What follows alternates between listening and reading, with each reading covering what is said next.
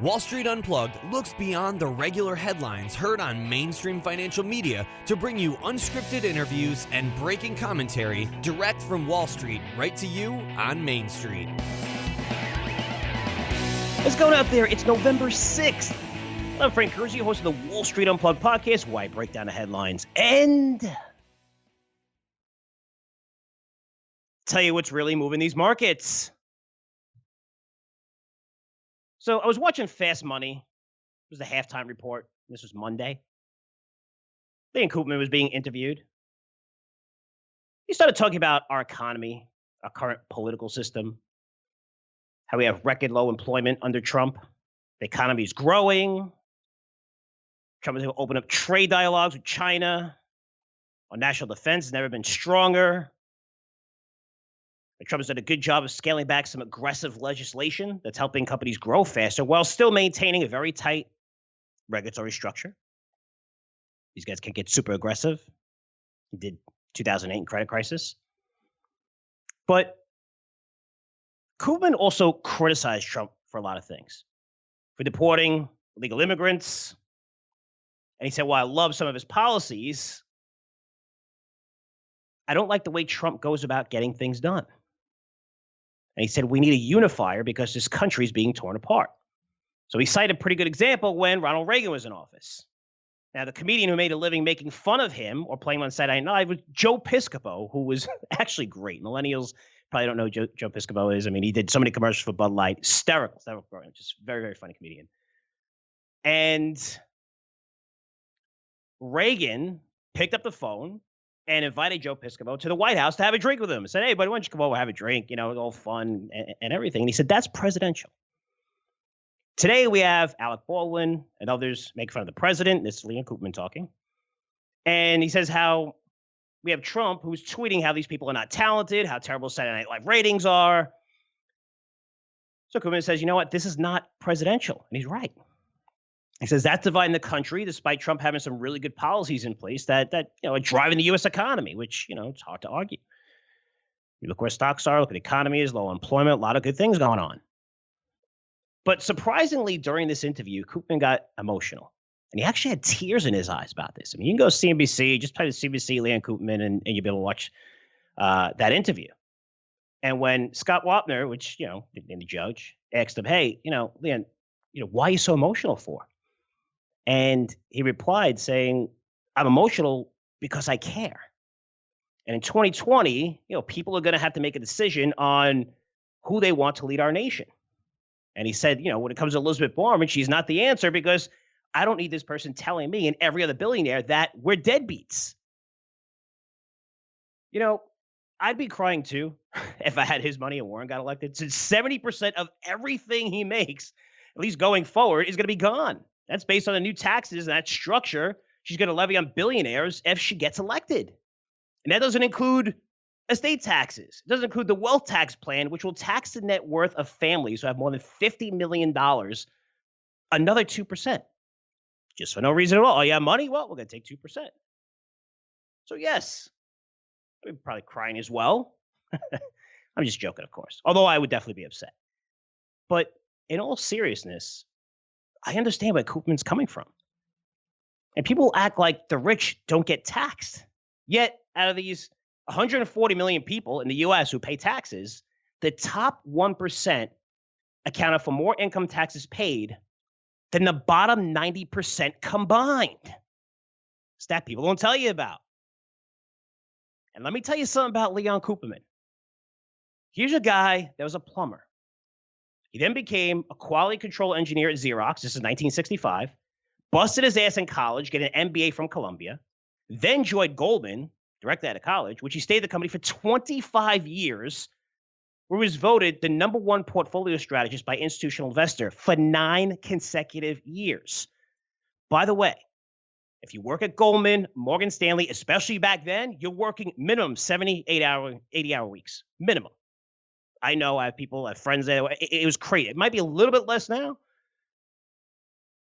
I don't know if that's true, but you work at Goldman, you're there all the time. That's how you move up.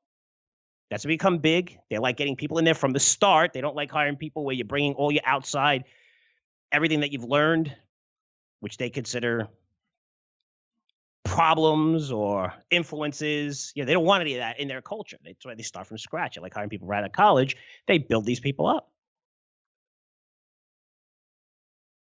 So you talk about Goldman for 25 years, and that hard work led him to becoming CEO and president of Goldman Sachs Asset Management. Then he started his whole hedge fund, which you guys know, Omega Advisors, and became very successful. So here's a guy who was working at least 14, 50-hour days for over 4 decades, busting his ass every single day. And when you work that much, trust me on this, you have to give up a lot of stuff.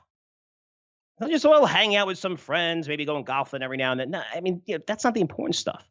But you also have to give up spending time with your family. I mean, even your kids, since you're trying to provide a better living for them, and it takes dedication to try to change the world for the better. So there's a mix. And me, I work tons of hours. I make sure I spend time with my family. I'll drop the kids off at school. I'm at events with them. It's awesome. But of course, I wish I could spend every minute with them. They're my kids, and I love them. But in the meantime, I'm trying to do something that's going to change the landscape of this industry, which has taken a turn for the worse. And it requires a lot of work. It requires hiring people. It requires being really involved, at least during these early stages, the first 5-7 years. But you have to give up a lot. But Cooperman, here's a guy that worked harder than anyone else to climb the corporate ladder at Goldman and start his own hedge fund, become a billionaire. And what did the so-called deadbeat, because that's what she called deadbeat, do with his money? Koopman and his family committed $5 million in 2010 to anchor activities supporting Jewish identity, continuity among young adults. He donated $25 million to his alma mater, which is Columbia, to support the construction of new facilities. 2014, Koopman's Family Foundation pledged $25 million to the St. Barnabas Medical Center for the construction of a new 200,000 square foot pavilion. He launched a scholarship funding program in 2015 that assists high-achieving high school students in paying for their college educations. He served as a board member for the Damon Runyon Cancer Research Foundation. He's a charitable member of the Songs of Love Foundation. That's an organization that records personalized music for those facing chronic illnesses. He's also a member of the Giving Pledge. Maybe you might know that's what it's called, but that was started by Bill and Melinda Gates, which is a pledge for rich people, mostly billionaires, that they're going to sign where they're going to donate most of their wealth to charities. And in 2010, when this was launched, Gates was able to get 40 pledges. 2 years later, 69. Today, there are over 200 members, which include Buffett, Gates, Larry Ellison, Bloomberg, Zuckerberg, Harold Hamm, Paul Allen, Elon Musk, George Lucas, Barry Diller, Ted Turner, Paul Singer, keep going, the late T. Boone Pickett, so many others. Now, if Elizabeth Warren gets elected, she wants to attack the shit out of billionaires simply because they're successful. And I'm not sure what she wants to do with this money, since a lot of the money flowing to charities from these people is going to be gone if she gets elected. But seriously, does she plan to distribute the wealth to people who hate to work, who will never work 15 hours a day or build something they're passionate about? Where's this money going to go to? Will it go to keeping the post office afloat, which lost $4 billion in 2018? You know how much it lost this year? It's on schedule, on pace, right? $4 billion last year lost. It's on pace to lose $7 billion. How do you lose $7 billion in a business? $7 billion this year. The post office is the same industry as UPS and FedEx. These companies generate billions in gross profits every single year compared to the post office, which loses billions, and it keeps getting worse. Why? Because the government sucks at running things.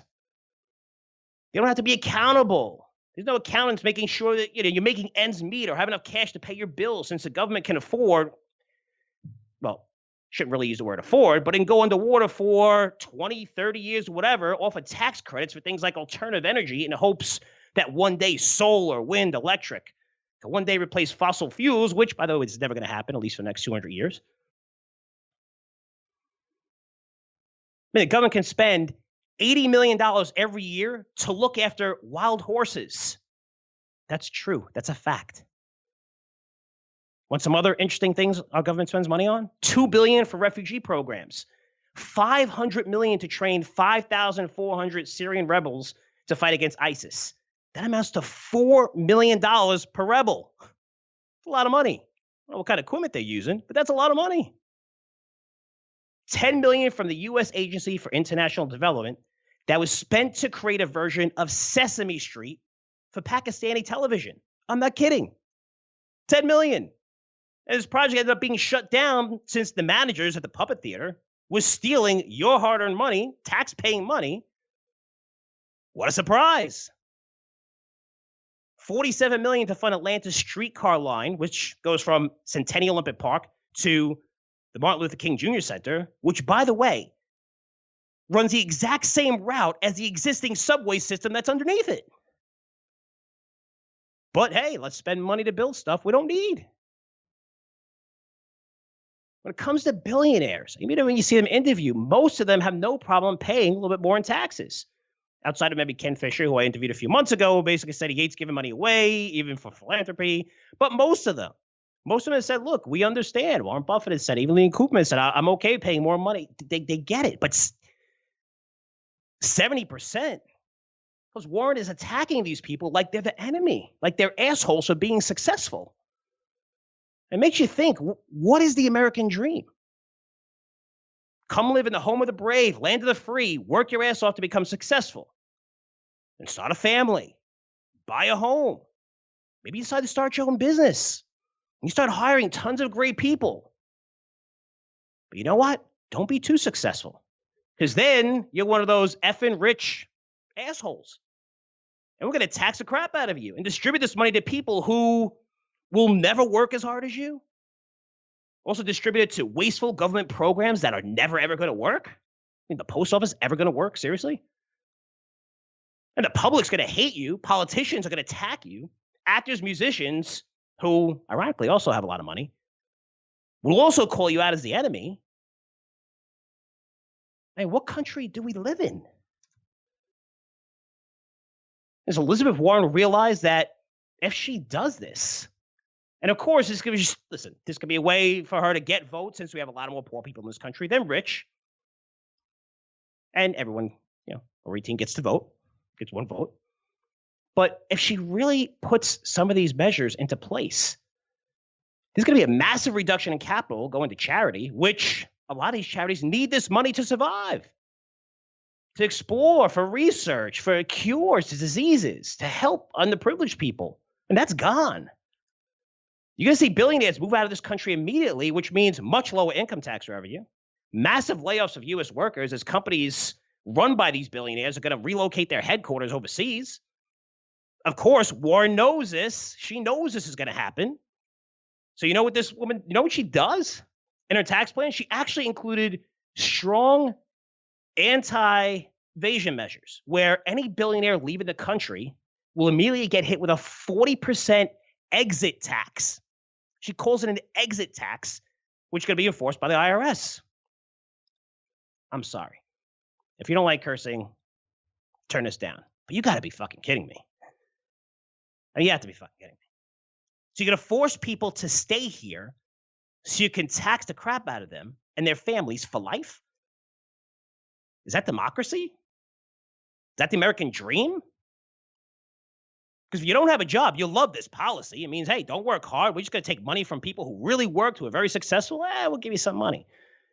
Maybe one time ever in the history of any nation where the distribution of wealth actually worked. Never. There's no studies, nothing, never ever worked.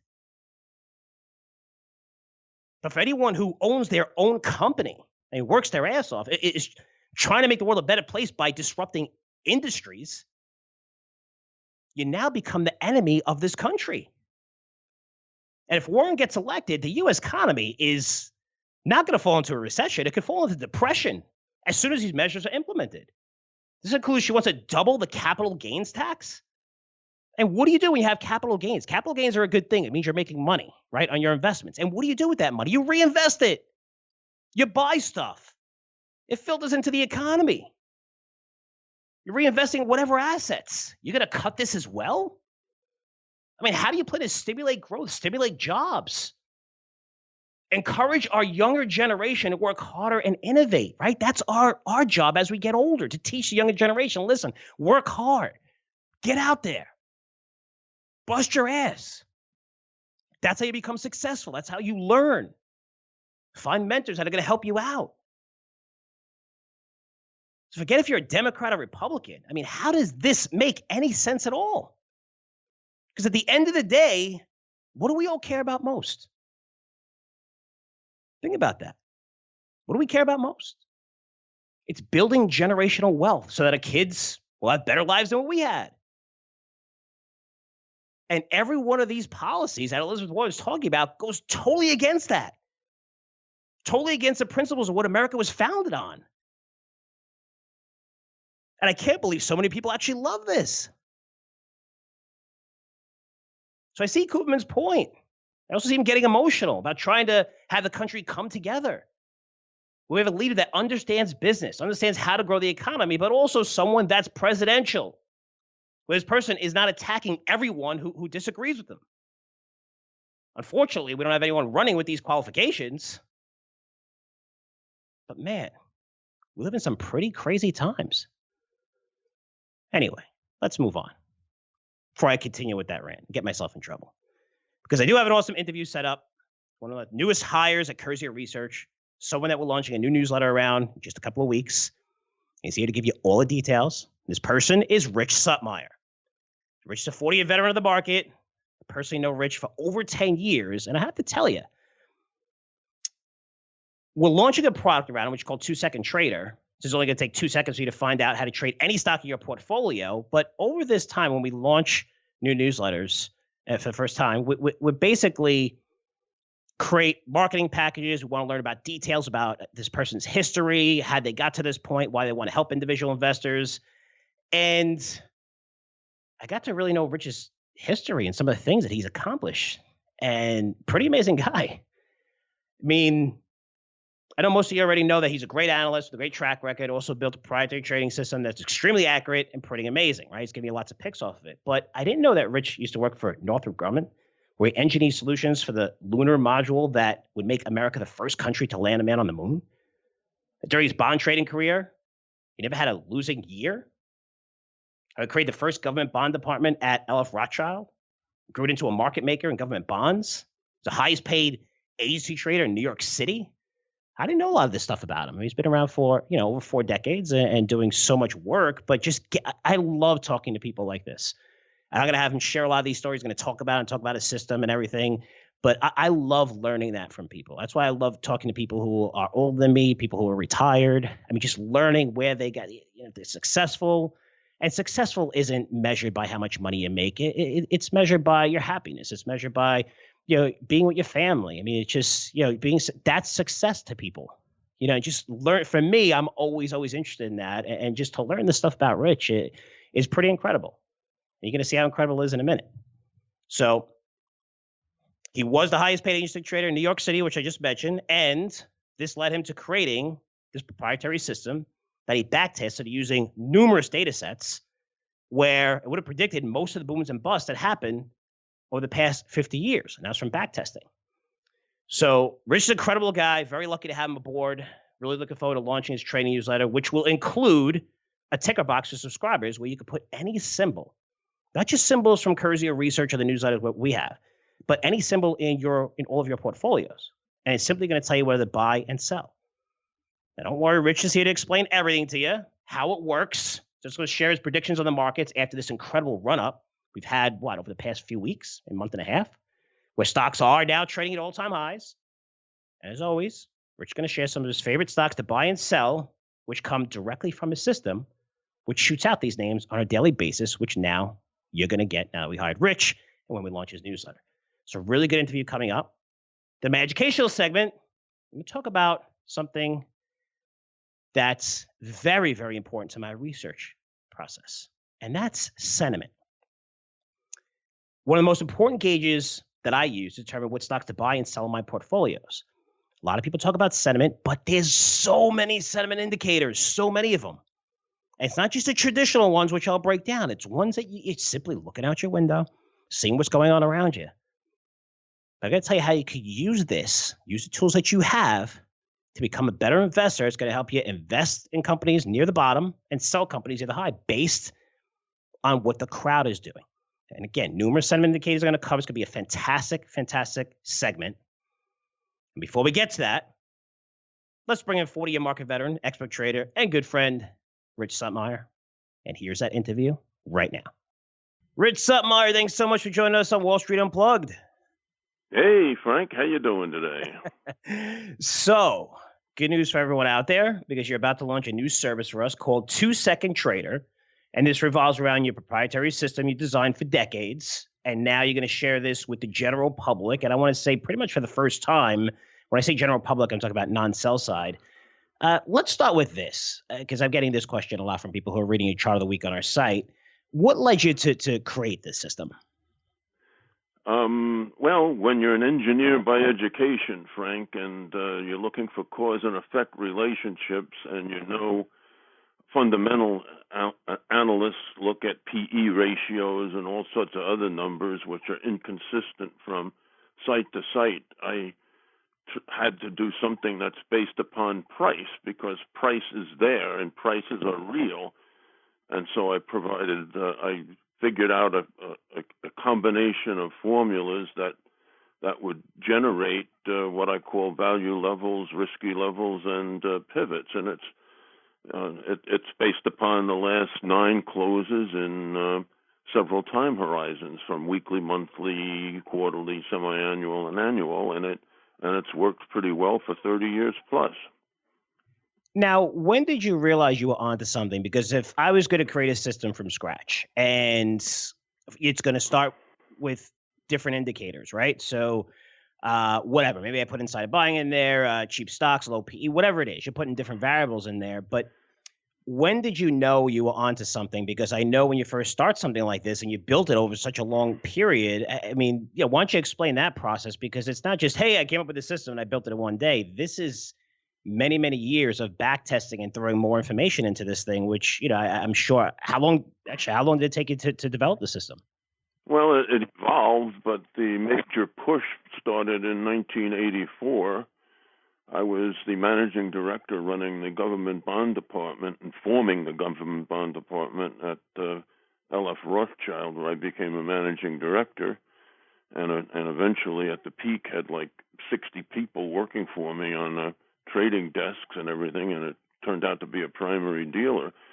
As I got further and further away from looking at the market, I had to find a way to evaluate where yields and the yield curve and spreads should be trading, and I consulted with someone, and we came up with the proprietary analytics, and it worked for yields very, very well.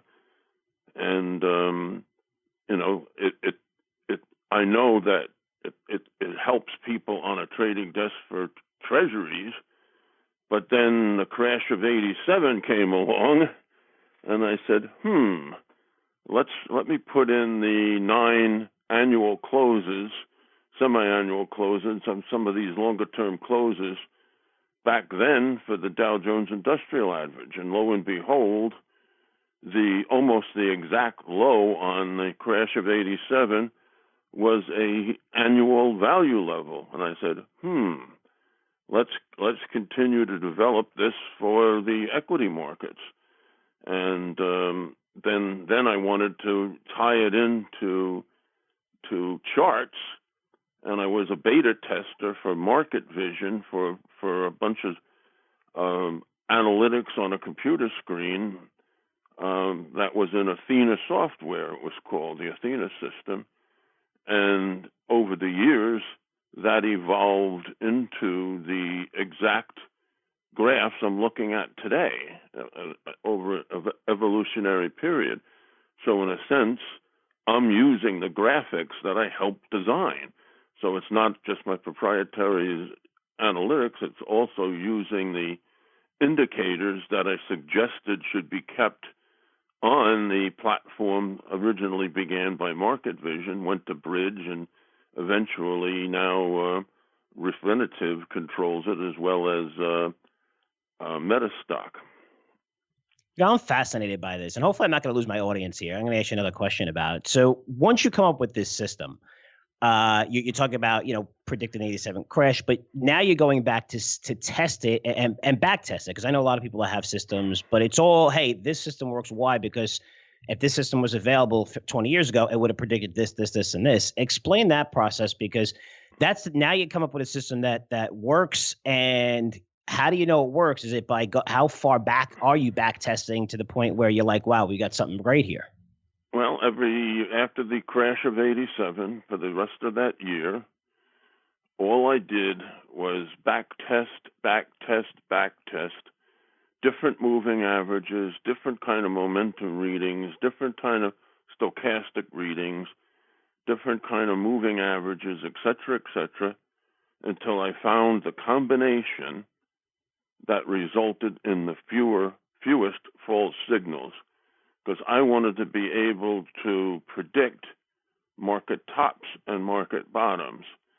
And since I did that, and the original test worked for the 1987 crash of the Dow, it then worked moving forward when we got into 1999, 2000, when we got into 2002 lows, and when we got into 2007 and the crash of 2008, et cetera. So it helped me time market tops and market bottoms pretty consistently. And right now, I'm fearful of a market top right now. Well, let's go into that, because a lot of people that have listened to you. One is that I always, and we'll do that in a few minutes, guys. I know you love that. The audience loves when you share your ideas on a long side and short side based on your trading system. But you also been pretty bearish for a while over the years. But it was more like a long-term view where this doesn't look that good, opposed to you giving us lots of long trading ideas during that, because you just said, listen, you can always trade within this based on where, the trading ranges are for break moving averages and stuff like that. Explain that, because, when people say, well, this system, you're saying it back tested, but maybe, going forward, you're saying that the market has going to come down, but there's a disconnect there to the point where, this is more about stocks in your system, and explain that part, because yes, you've been calling for the market and be very cautious, but in the meantime, you've probably provided the best performance almost of anyone that I've interviewed, and we track this through Dollar Stock Club when it comes to the individual stocks and sectors that you've been telling us to short or either go long on.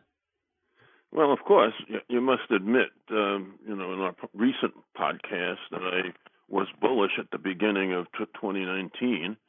I saw key reversal days wrapped around Christmas, and a lot of people on Wall Street missed that because they look at closing highs, not and lows, and not the real lows. The intraday lows and highs, and they missed that call at the bottom because if you look at the Dow and the S&P 500, they both set their intraday highs on December 26th, not December 24.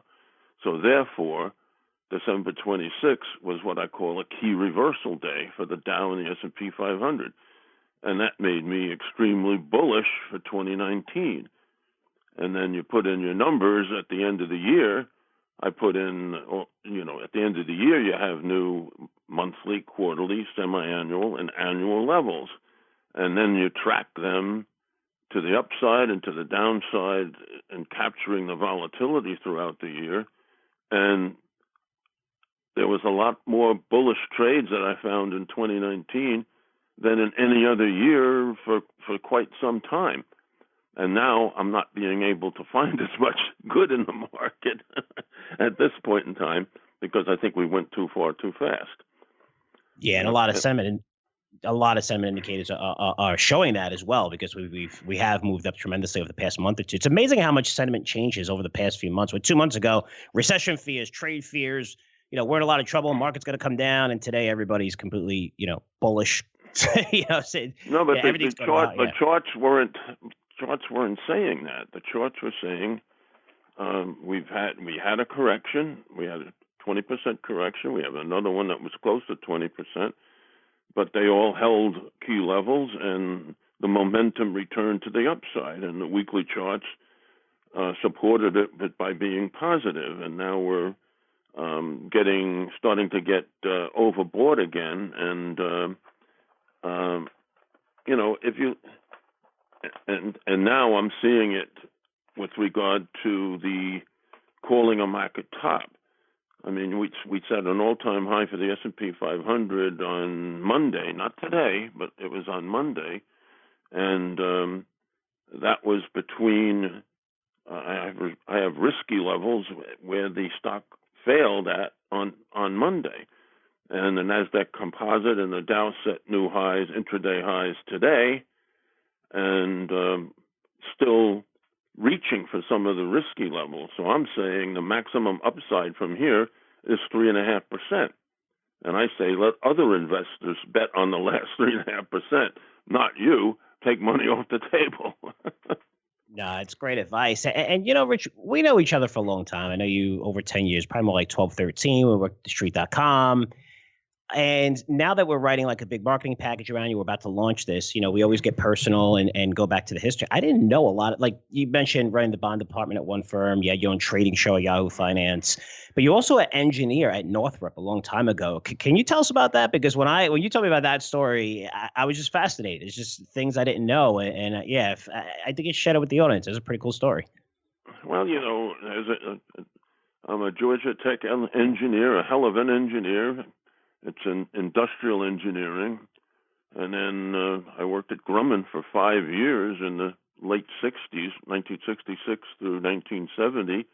And during that time frame, that's when the lunar module landed on the moon. And it's also when they competed for the F-14 Tomcat fighter jet, which is in the Top Gun movie. And so it was a thrill to be there. And Grummanites, they were very loyal and great employees of the company.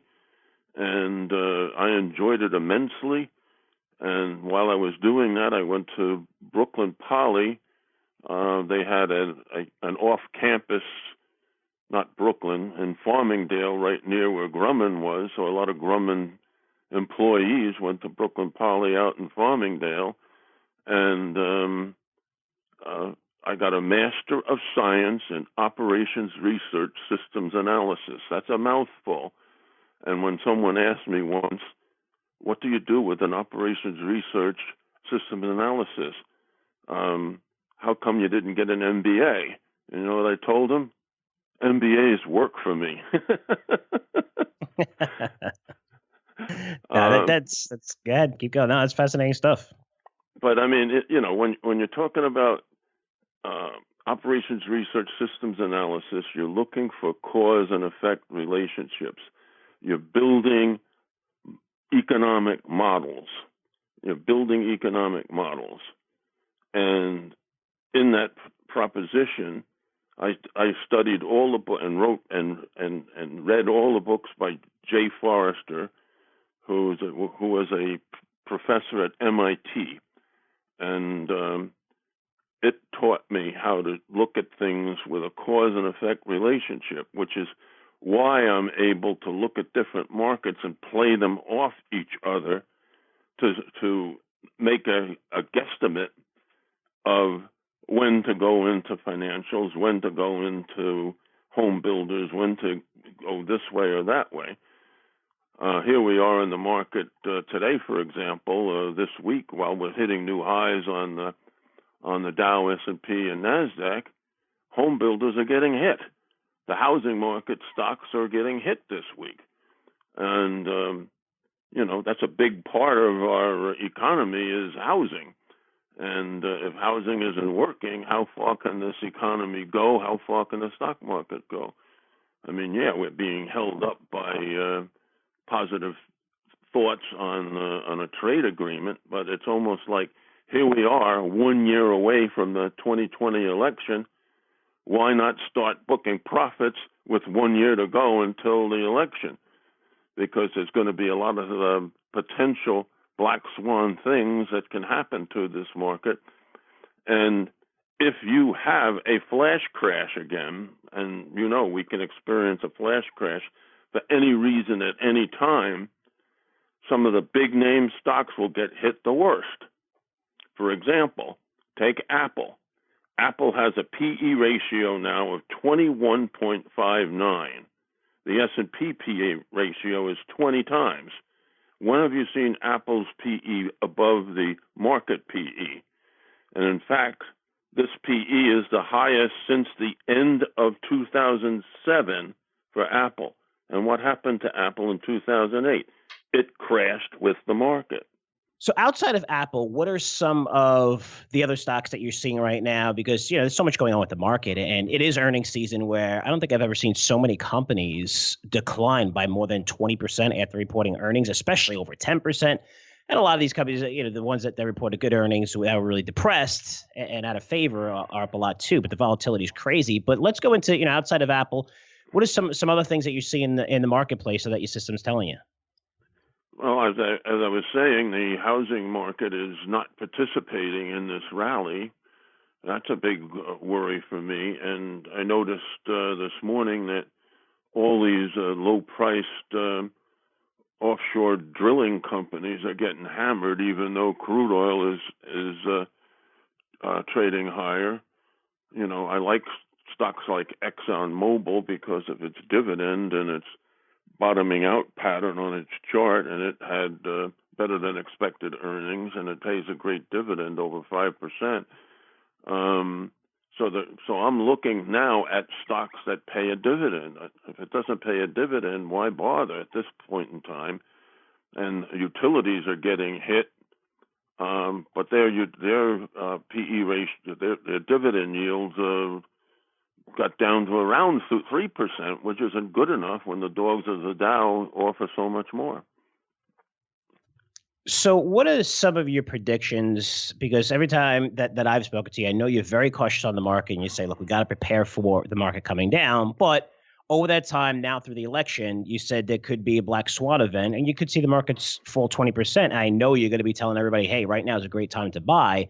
What do you see heading into election year? Say if we don't have a black swan event, we have a president that his leading indicator of the economy is the S&P 500.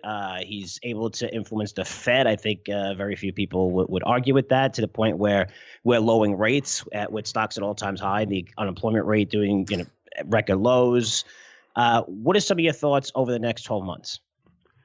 All right. Well, today is election day, right? There are three key elections, and President Trump has been visiting these cities where these elections are occurring, and let's say the Democrats win all three of them. That's going to be a black swan event for tomorrow's trading.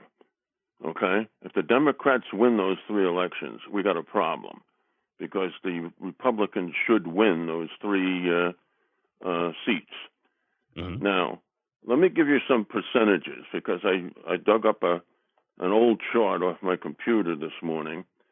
In 1929, the crash was 89%. In 1937, the crash was 52%. In 87, it was 41%. In 2000, it was 38%. And in 2007, 2008, it was 54%. That's the kind of decline I'm looking for again. So this is next year into the election year? Well, it could start this month. Wow. So yeah, the bearish forecast, I love it. And now that you, just to put in perspective, you've been bullish on this market pretty much the whole year. You've been bullish on Apple a few months ago, which were in chart of the week, and the stock's up a ton since then. And now you basically said, okay, it's time to take profits. But you think even at these levels, we could see a significant pullback heading into next year, which is kind of different from what everybody else out there is kind of saying, especially now, right? Exactly. I mean, when you look at the S&P 500, for some reason, I don't know what stock's causing it, it's down fractionally while the Dow and the NASDAQ are setting new highs. And my quarterly risky level and monthly risky level, and the high was 3,085 for the S&P, and my risky levels are 3,077 to 3,089. So we got right into there, and it stalled.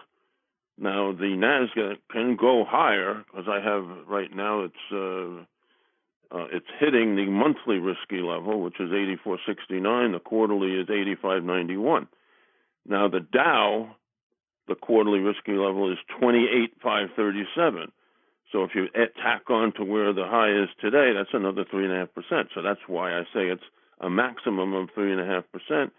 And investors should use that strength to take money off the table, because if we're making a list of mistakes investors must avoid. One of them is don't be afraid to leave money on the table. If your stock reaches your target, book some profits. And I can't hammer that home enough, and I will be hammering that home when I make my trading picks for 2-second trader. Nah, that's great stuff. So here's the last question here, and thanks so much for covering it. Hopefully, I'll hear from my audience, FrankCurzioResearch.com. For me, I always do these interviews as, it's things that I want to know, that I want to learn, right? And sometimes that might not be what my audience wants, because they love stock picks and things like that. But just to take us through your whole system and your history and some stories, amazing. And also, of course, you shared some ideas. Now, this might be the most important question. With your proprietary system, does this help you in any way with your bowling team, maximizing scores based on cause and effect, or? Well, I'm a college champion in bowling, you know that. 1964, intercollegiate bowling champ, that's me. But, Wednesday night's my bowling night, Frank, and I've been improving because I've been watching the pros on TV, and I taught myself how to bowl when Earl Anthony, who's a lefty, was on TV. I would look at him in the mirror and emulate his swing. I'm always fascinated by, when I ever have guests on, I try to find that one thing that's unique where, everyone talks about stocks. They all serious. They're all like, this is my system and this is that. But I love having that outside thing that people get excited about that has nothing to do with stocks. And I know you're excited when it comes to bowling and you're a champion in that. So, Rich. I'm also a golfer too, Frank. That I didn't know. I didn't know you golfed. In 1960, I was on the Georgia Tech freshman golf team. Wow. And so I'm the only one that finished first in bowling and then last in a golf tournament. I love it. Well, if you ever come here, you want to golf. It's nice that where I am in Florida, North Florida, Amelia Island, because there's about 8 championship courses within 7-8 miles from my house. So, and that's on me. But Rich, listen, I'm looking forward to launching this newsletter. I know you're excited. I know you're calling me every week saying, I want to do this. And, I can't wait to get this thing launched and everything's coming together. And I'm really excited. I know a lot of people are excited too after just reading your stuff in Chart of the Week. That's for free, guys, CurzioResearch.com, just to get a better perspective and picture of what Rich is actually offering. So I appreciate it, bud. Thank you so much. Frank. Thanks so much for coming on. And I think I'm going to talk to you a lot. You just say, well, I'll talk to you soon, but it's probably going to be really soon over the next, because as we're launching this thing, I'll be talking to you a lot. And of course, I'll have you back on the podcast as well. Sure. Great. All right. Looking forward to it. Thanks, Rich. Take care, man. Great stuff from Rich. I love the personal part of it. I love getting personal with people and just, getting the bowling thing is fun. I always do that with my interviews where I try to find something that people are passionate about. Like if I'm doing an interview and someone talks about basketball, I'll be like, yeah, Kansas plays. It's great. And I just all over it. So I try to have that. And I try to include that component because it just makes the interview more authentic. Like, these are real people. These are people who have families. Yes, their kids are sometimes pain in the asses like our kids. They have the same problems we do, except, they're really good at their jobs. And, I just want to bring that, that realness here where, hey, it's not just a guy talking about stocks and bonds and all this stuff and trading levels where, hey, these are regular guys that like to have a little bit of fun as well. And hopefully that comes out in my interviews. But Rich is a fascinating person, someone I admire. Love his enthusiasm where he's like, I want to launch a blog, also another trading style newsletter. And I'm like, all right, baby steps. It's a lot of work. Let's get the first newsletter launched. And and when he was talking about the election results, we did tape this on Tuesday. So, today's Wednesday. So, that's what he was talking about. Maybe a black swan event so anyway, but I just wanted to bring that up in case you guys like, wait a minute, elections already took place. Anyway, just really, really cool to get personal with him, because when I see how passionate he is, these are the type of people I want working for my company. They're passionate about the markets, they're excited, and they're also very excited to teach people how to invest and educate them. And we're planning to launch 2-Second Trader later this month. I'm going to provide special pricing, of course, for podcast listeners, subscribers, like I always do. But, I'm excited to launch this product because, one, there's nothing like it out there. Rich is going to use algorithms within his system to trade, and everyone deserves to have access to these types of systems where major hedge funds are using algorithmic systems to time the market, generate monster returns for their investors. They've been doing this for over a decade. But those systems are really not available for mom and pop investors, and we wanted to bring this to you. So I'm excited about it. It's the first product that we're launching in about 18 months. So expect to hear more from Rich in the coming weeks. He's going to be introducing you to some of his favorite trading strategies. He's going to be implementing in his new newsletter called 2-Second Trader. Now, let's move on to my educational segment, because you hear me talk about sentiment a lot. But I don't think I actually go into what sentiment in relation to the market actually means. And there are numerous sentiment indicators. You have put call options, stock breadth, which measures the advances, declines, volume of the New York Stock Exchange. You have market momentum, which measures how stocks moving against a moving average, 50-day, 200-day, 125-day even. Junk bond demand, another sentiment indicator. The VIX, of course, measures market volatility. It's also called the fear index. Inflows of capital into certain sectors like fixed income, utilities, consumer staples. Man, those are sentiment indicators. People are getting nervous. They want to go into safe havens. So CNN does a good job. They publish a thing called the Fear and Greed Index that combines most of this stuff that I just mentioned into one big indicator to measure sentiment. So they base it on a system of 1 to 100. Just go to Google, look it up, CNN Fear and Greed Index, and it'll come up. It's for free. So based on 1 to 100, where 100 is extreme greed, means people are very, very, very bullish, and of course is considered a contrarian indicator. So a good time to sell since everyone is bullish, everyone's leaning one way. And 1 is extreme fear. Everyone's, worried the market's going to crash. Again, if you're a contrarian, this is a huge buy signal since everyone's bearish, and chances are a lot of those people are going to become bullish over a certain time period. There are also sentiment indicators that I use that probably 99% of analysts, investors don't or never talk about. And one of those is CNBC and Fox Business. There's a reason why I watch these channels. Of course, a lot of this could be fluff at times with analysts pitching their own ideas, their own book and stuff like that, which is expected. But you need to pay close attention to what the analysts are saying. For example, last month, and most are calling for a recession. The markets are about to fall. You got to sell everything. Fast forward to today, every analyst is extremely bullish. The stock's going to run a lot higher from here into the election, something I've been saying 10% ago. Why? Because everyone was leaning to being bearish. And I thought that was a very good indicator. They said stocks aren't that cheap. We have great Fed policy. We have a president that's going to do everything he can to keep the markets higher, including saying whatever he wants about the trade agreement, everything. And you throw in that people are actually really bearish right now. It's a good sign again to the markets, and you're seeing the markets do very, very well. So you're using all these sentiment indicators, but pay attention when you're watching CNBC, because a lot of times it's not 50-50.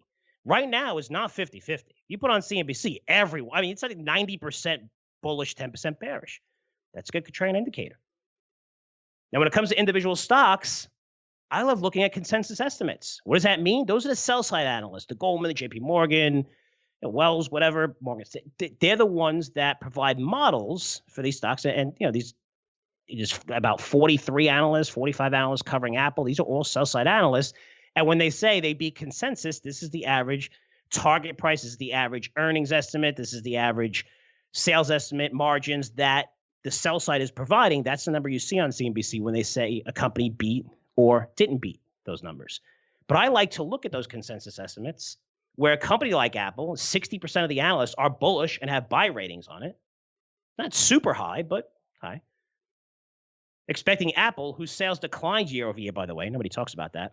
But they're expecting to grow revenue and earnings, and I covered this in educational segment last week. But they're expected revenue and earnings to grow twice as fast as the overall market, which is not going to happen. I can't see happening. I give it probably about a 15% chance of happening. I don't see it.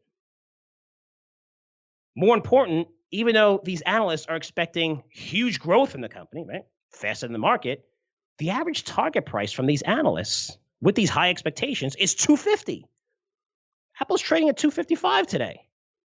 So these guys are super, super, super bullish, yet they think the stock is fully valued here. And I don't think they're going to make those estimates. So sentiment-wise, people are extremely bullish on Apple right now. So I advise taking profits in it. This is how sentiment works. So when I see the analysts leaning to one side where all is super bullish, that's when I get skeptical. When I see every analyst, or most of them, leaning bearish, what I saw at Mattel, which popped 20% after earnings, which I saw with Intel 12 months ago. You know, I've been talking about Intel for how long? Gotten shit about that stock at a 20-year high. IBM, when I recommend the stock at CRA at 116, everybody hated it. It's terrible. They're horrible. We had, at 200, I hated it. I said it's going to be one of Warren Buffett's worst investments. Actually, Heinz turned out to be. At 116, I loved it. All the risk, revenue's declining. They're getting their lunch eaten by everybody else. No, they were transitioning their business, and a lot of that story was factored in. But for me, in my newsletters, I love to jump all over these names because most of the risk is priced in. And if you just have one small positive or a hint that that company's turning around, these stocks are going to jump 10, 15, 20% immediately, and then they go on a momentum train. And that's when you generate huge returns. And they pop 10, 15, 20% in a couple of days because they're so depressed. They're down 40, 50% in some of these names. Like I said, IBM's down from what? 2 and change to 116. I thought it was a great buy. Yes, all the risks, you're right, but they're priced in. You can't say the same. The reason why I hate IBM on TV at 200 is because revenue, 22, 25 consecutive quarters declined, getting a lunch eaten by Amazon and Microsoft, all this stuff. And then when you look at the stock losing 100 points, getting cut almost 50% value, you can't cite the same risk. That's factored in. Everybody knows that. You were right. Pat yourself on the back. But now 116, you can't say, well, I don't like IBM because it loses risk. No, that's why the stock declined 50%. Again, that's a sentiment indicator. But sentiment is huge indicator, which can be measured in numerous ways. At least ways that I look at, especially when it comes to getting into a position. Now, I mentioned CNN has a cool sentiment indicator called the Fear and Greed Index. A year ago today, it was trading at 9. Remember, on a scale of 1 to 100, 9, 1 would be extreme bearishness. 100 is extreme greed. It was trading at 9, one of the lowest levels I've seen. It's a credit crisis, indicating extreme fear. That was a year ago. What happened? Look where the markets are today. It's up a ton. Today, this indicator is trading at 89. I don't remember it being that high. I don't think I've ever seen it that high. It's been that high. I just haven't seen it. So what does this mean? It means we're likely going to see a pullback in stocks in the weeks ahead. I mean, everyone and their mother and their family is bullish right now. And when we know to get back into the market? When all the bears start going on TV again saying that a recession is just around the corner and our trade war with China is not a done deal and our debt is running out of control and the stock market, which will probably fall 5% from here or so, on a nice little pullback, a healthy pullback. They're going to say it's going to fall another 25% and be careful. That's when you're going to see this fear indicator go to 50, 40, 30, and it's going to be a good time to buy stocks. Again, similar to what I heard 3 months ago from these analysts on TV. The recession fears, right? All this nonsense. Inverted yield curve, pushing down the market 800 points in one day. It inverted for like 10 seconds. Not inverted anymore. We're fine. But this is why I was so bullish and the markets are a lot higher. Just sentiment indicators. Now, if you're a buy and hold investor, don't try to time the markets and sell your stocks and buy them back. Don't just hold on to your names. You'll be fine. Instead, write down some of your favorite names that you want to buy at a 15%, 10, 15% discount to where they're trading today. Because a lot of names will fall by this much if the market corrects a little bit. And they're going to fall on little news. It's not going to be stock related. It's going to be market related since most of these companies already reported earnings. That's how I would play this. And I am playing it that way. So I'm still super bullish through next year's election. But we could see around a 5% pullback in stocks in the short term after this incredible run higher, which, stocks, everything's at new all-time highs. And I'm already seeing some evidence of this as money is flowing out of single stocks for the first time in 6 weeks. This is according to Bank of America Merrill Lynch, who provides an amazing report. They've been doing it since the credit crisis, just tracking all the inflows, outflows from funds. It's great. But The clients who are still buying, because we're seeing more outflows the first time in 6 weeks than inflows, but the clients who are still buying, they're actually allocating money to defensive sectors like healthcare and utilities. That's an indication. That's a sign. That's confirmation. People getting nervous. They think it's going to come down a little bit. You see a lot of algorithms and trading and stuff like that. Jump into the mix, and we'll probably see a little bit of a correction. Not a correction, not a 10% correction, but some of these stocks are going to get hit a little bit after running up tremendously. So be sure to pay close attention to sentiment indicators, which I know most value investors never, ever, ever do. They just see value and say, wow, this stock is worth, this stock fell from 20 to 10. It's a great value in 20 years. And then you'll see that stock fall to 7, to 5, to 3. Look at sentiment indicators. And it's not just sentiment indicators. Look at okay, now everyone really hates the stock. The kitchen sink was thrown in. They missed earnings estimates. Insiders are now buying. You start throwing in other factors. But just to buy stocks on value without looking at any sentiment indicators, not looking at anything that's why value investors got their head handed to them over the past 6-7 years. Guys like Einhorn, who finally turning around. Again, I'm a fan of Einhorn. He's had a terrible performance, but this year's been doing great. It's good to see. So pay close attention to the sentiment indicators, which could even be, listen, guy, it could be spending trends you're seeing from friends and neighbors. Are they fixing up their home? Did they buy a new car? Are they eating out more? Are they going on vacation a lot? And you can learn about sentiment, and this is called economic sentiment, but by simply looking out your window. By the way, I'm not talking about stalking people, but you can if you just keep your eyes open. If you go into stores, these are indicators. Are people spending money? Are the malls starting to get crowded again? If they are, make sure they're not just crowded from teenagers hanging out. Do they have bags? What stores? These are all indicators. People feel comfortable. If people are happy, they're going to spend more and more money. And right now, they're spending a lot more money. And we'll see if that goes into the holiday season. But focus on these sentiment indicators. You can go to CNN, Fear and Greed Index. They'll give you an indication of like 7 or 8 different things they measure. They put it into one gauge. That's a good way to go. But right now, it's trading at 89. It's at levels that I haven't seen in a very long time. And the contrarian in me says that this is going to result in the market pulling back at least over the next few weeks, which will provide some really nice buying opportunities for us and for subscribers in my newsletters. So guys, thanks so much for listening. You'll be hearing a lot more from Rich in the coming weeks about his 2-second trading newsletter. Again, really excited. First product we launched in 18 months. We're launching another one in first quarter. So it's getting pretty crazy here, really busy and having a lot of fun. And I'm excited. And again, we're spending a ton of money on this system to put it on our site where you can enter any ticker in the box. And it's going to tell you if the stock's a buy, sell, or hold. So you don't have to worry about all the indicators and all the stuff that's tough to learn. Simple. Put the ticker in a box, whether it's a ticker from our company, from what we're recommending in other newsletters, which you have in other portfolios. It can tell you buy, sell, hold. To me, that's really cool. I don't know any system in our industry that's like that or has that on their site.